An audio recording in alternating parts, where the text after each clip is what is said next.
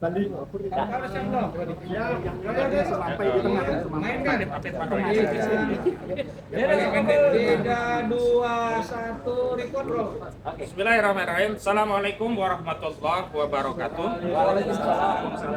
Terima kasih kami ucapkan kepada rekan-rekan media juga YouTuber yang sudah berkenan memenuhi undangan kami.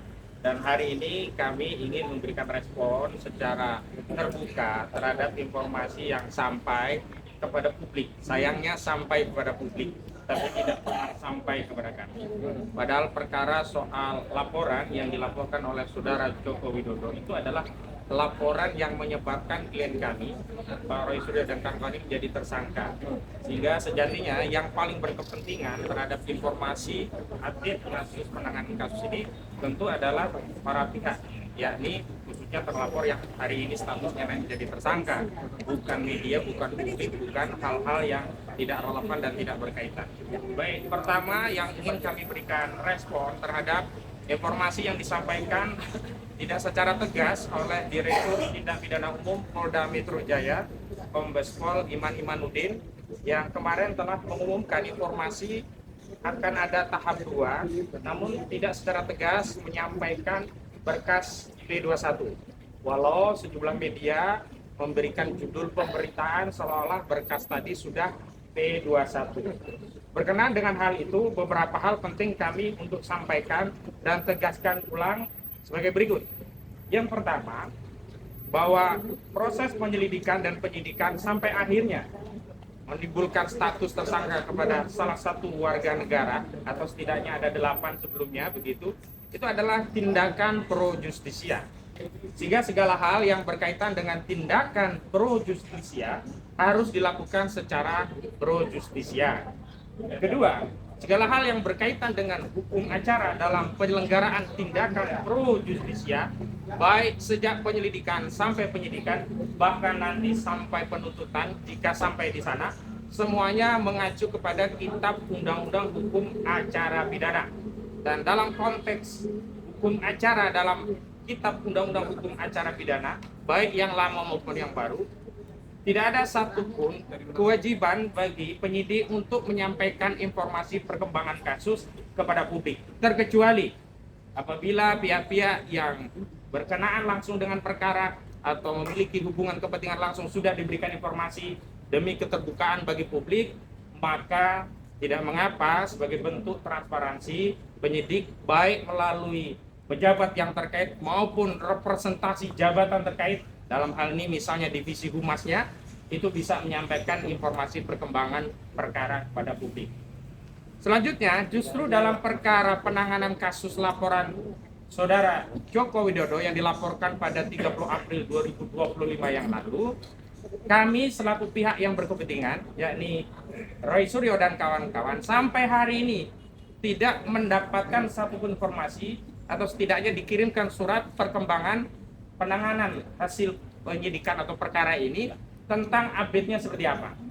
Karena itu kami menegaskan bahwa sampai hari ini belum ada surat dari kejaksaan yang ditujukan langsung kepada kami atau setidaknya ditujukan kepada Polda Metro Jaya yang materi muatannya dikutip dan kemudian diterbitkan informasi itu ditujukan kepada kami tentang perkara ini. Sehingga kami tegaskan tidak ada atau belum ada satupun dokumen dari kejaksaan yang ditujukan kepada kami, termasuk kepada Polda, yang harusnya Polda juga punya kewajiban untuk meneruskan kepada kami tentang berkas perkara ini P21.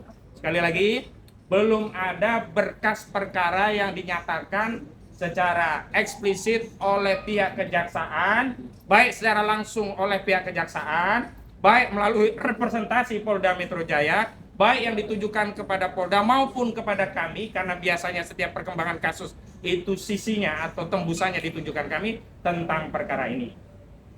Selanjutnya justru kami membaca ada narasi lain, yakni tendensi kepentingan saudara Joko Widodo selaku pelapor yang mengintervensi kasus ini, sehingga kasus ini dipaksakan untuk tahap P21, padahal secara prosedur telah banyak kritikan yang disampaikan kepada institusi penegakan hukum terkait penanganan kasus ini. Sampai terakhir kami kembali menegaskan, Sejatinya objek perkara ini sudah tidak ada, tidak relevan dilakukan penyelidikan atau penyidikan lanjutan.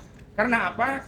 Karena pemberian restoratif justice kepada 3 tersangka sebelumnya, baik terhadap DHL, juga terhadap ES, dan yang terakhir terhadap RHS, itu menjadi penutup perkara ini karena penghentian perkara yang di ujungnya dikeluarkan surat SP3 itu berarti penghentian perkaranya, penyidikan atas peristiwanya.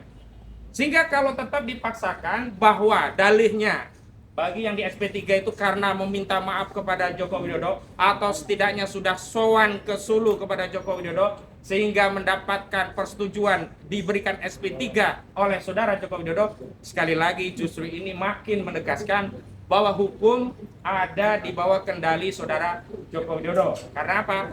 SP3 atau tidak itu terserah kepada Joko Widodo. Semestinya kebijakan tentang SP3 itu bukan berkaitan dengan subjektivitas saudara Joko Widodo, yakni aturan hukum yang mengatur berkaitan dengan penghentian perkara.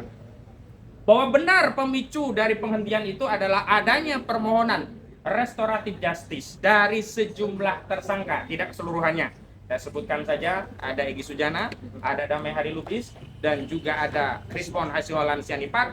Akan tetapi ketika saudara Joko Widodo telah meluluskan terjadinya SP3, maka SP3 tadi secara hukum berlaku secara keseluruhan bagi peristiwa yang dilaporkan.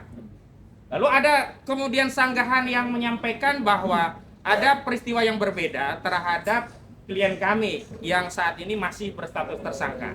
Kami tegaskan bahwa ukuran peristiwa berbeda atau tidak itu hal yang sangat subjektif. Tetapi yang objektif adalah apakah perkara ini ditangani melalui satu berkas yang sama atau satu LP yang sama. Dan saya masih ingat betul dan juga sudah kita konfirmasi pada saat gelar perkara khusus di Desember 2025 yang lalu. Di 30 April 2025, seluruh tersangka ini dilaporkan menjadi satu kesatuan LP oleh saudara Joko Widodo. Saya masih ingat ada KTR atau Kurnia Tederiani, ada RHS, Krispon Hasiholan Sianipar, ada Roy Suryono atau Diprojo, ada juga Egy Sujana atau ES, ada juga Damai Hari Lubis atau DHL, ada juga Tifauzia Tiasuma. Dan semuanya itu menjadi satu kesatuan LP. Dan hari ini kita tahu bahwa dari keseluruhan terlapor tadi dibagi menjadi 2 klaster. Dan kami makin menegaskan bahwa perkara ini memang tidak relevan karena seluruh klasternya itu sudah ada yang di SP3. Yang pertama, di klaster pertama yang di SP3 itu ada Egy Sujana dan Damai Hari Lubis. Ini mewakili klaster yang pertama. Kemudian di klaster kedua ada Krispon Hasiholan Sianipar. Jadi kalaupun dengan dalih bahwa perkara ini sudah displit dengan 2 klaster, 2 berkas perkara, tetap saja di 2 klaster, 2 berkas perkara ini telah ada SP3 yang dengan demikian seluruh peristiwa yang berkaitan dengan kasus ini sudah selesai. Bahwa adapun jika saudara Joko Widodo masih ngotot ingin memenjarakan anak bangsa, ingin membuat orang itu jerat, membuat penelitian tentang ijazahnya yang kemudian disimpulkan palsu itu sebagai sebuah tindak pidana, silahkan saja, tetapi prosedurnya harus diikuti. Artinya apa? Polisi harus membuat LP yang baru, Jokowi harus datang lagi ke Polda, semua saksi harus diperiksa ulang, semua ahli harus diperiksa ulang, dan kita tentu akan meminta ulang untuk dilakukan gelar perkara khusus. Dan yang paling penting yang kita minta dan sampai hari ini belum pernah dilakukan, yakni uji laboratorium forensik secara independen, di mana kami juga bisa mengakses proses itu. Karena hari ini gelapnya proses uji lab itu membuat apa yang dilakukan dalam penyidikan ini menjadi tidak kredibel dan tidak akuntabel. Selanjutnya, hari ini kita tahu banyak pihak-pihak dari kubu Jokowi yang kemudian sebelum ada informasi dari Direktur Tindak Pidana Umum Polda Metro Jaya Kombes Pol Imanudin telah berulang kali memframing seolah kasus ini sudah P21, bahkan ada yang berani bertaruh dan seterusnya. Kami tegaskan bahwa segala hal yang berkaitan dengan perkara ini otoritasnya hanya ada pada institusi kepolisian atau yang diberi wewenang untuk itu, dalam hal ini Kabid Humas Polda Metro Jaya. Yang kedua, kami sudah menegaskan yang lalu jika sampai ada informasi itu disampaikan dan ternyata nantinya selaras, ternyata ada P21, berarti ada pembocoran informasi tentang berkas penyelidikan pro justisia, dan ini merupakan pelanggaran hukum, bahkan bisa dikategorikan sebagai obstruction of justice. Kenapa? Karena justru informasi yang dibocorkan itu diekstensifikasi oleh kubu Jokowi untuk menakut-nakuti. Kami paham bahwa targetnya adalah supaya Pak Roy dan yang lainnya itu ikut memburu Solo untuk sowan minta maaf sebagaimana yang sudah dilakukan oleh 3 tersangka sebelumnya. Tapi ketika itu tidak dilakukan, mereka masih terus mencoba mengintimidasi, tentu dengan meminjam nama-nama orang-orang di sekeliling dari perkara ini, walaupun tidak berkaitan dengan perkara langsung, dengan harapan akan ada intimidasi secara psikologis dan secara hukum bahwa kalau tidak restoratif justice, tidak minta maaf, kalian akan dipenjara. Nah, sekali lagi, narasi di penjara secara berulang ini adalah narasi yang melanggar hak asasi manusia, melanggar kemerdekaan anak bangsa, yang sampai hari ini saya tegaskan, klien kami dalam posisi merdeka, bebas, belum ada satupun putusan pengadilan yang berkekuatan hukum tetap yang menyatakan klien kami bersalah. Sehingga tidak ada itu ya, narasi-narasi penjara itu bisa digunakan di ruang publik. Dan kalau memang benar narasi itu terus diulang-ulang, maka sekali lagi ini mengkonfirmasi memang saudara Joko Widodo punya niat jahat, ingin memenjarakan warga negara rakyatnya yang hanya bertanya tentang soal ijazahnya yang sebenarnya harusnya selesai pada 15 April 2025 lalu, yang saat itu dijawab oleh saudara Joko Widodo. Kalian tidak punya wewenang untuk menanyakan ijazah saya tidak punya kewajiban untuk menunjukkan ijazah saya kepada kalian semua. Bahkan terakhir, Joko Widodo menyatakan bahwa dirinya telah dihinakan sehina-hinanya dan direndahkan serendah-rendahnya. Justru yang membuat Joko Widodo terhina sehina-hinanya, rendah serendah-rendahnya adalah sikap pengecut dari Joko Widodo yang tidak negarawan, tidak kunjung menunjukkan ijazahnya, bahkan belakangan ya dari PDIP pun sama membuat narasi bahwa sebaiknya saudara Joko Widodo ketimbang keliling ke seluruh Indonesia untuk kampanye soal PSI, lebih baik menunjukkan ijazahnya. Jarod Saiful Hidayat mengatakan demikian. Megawati Soekarno Putri sebelumnya juga sudah menyatakan demikian. Pak Yusuf Kalla juga sudah menyampaikan demikian. Bahkan saudara Joko Widodo kalau masih punya malu, seharusnya dia malu semalu-malunya. Karena apa? Ada Asrul Sani yang memberikan contoh secara praktis, di mana Hakim MK Asrul Sani ketika didera isu ijazah palsu, dia tunjukkan ijazahnya, perkara selesai.